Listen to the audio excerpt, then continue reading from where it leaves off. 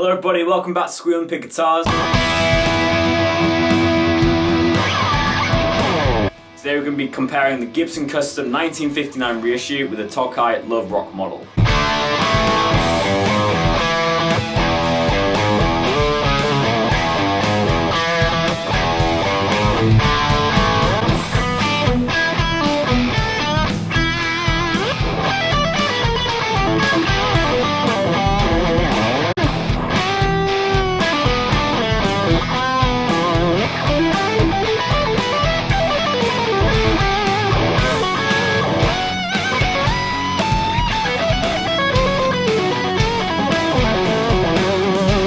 So let's have a close look at these guitars and compare Japanese and American craftsmanship. So taking a look at the Love Rock model. This is Tokai's answer to the Les Paul and was initially released in 1978. It was originally released as the Les Paul Reborn model in 1978. However, with the threat of legal action from Gibson, Tokai basically changed the name to the Love Rock model instead. As you can see, obviously it's heavily influenced by the Les Paul and it actually looks very, very similar if you were to take the headstock off to a Les Paul.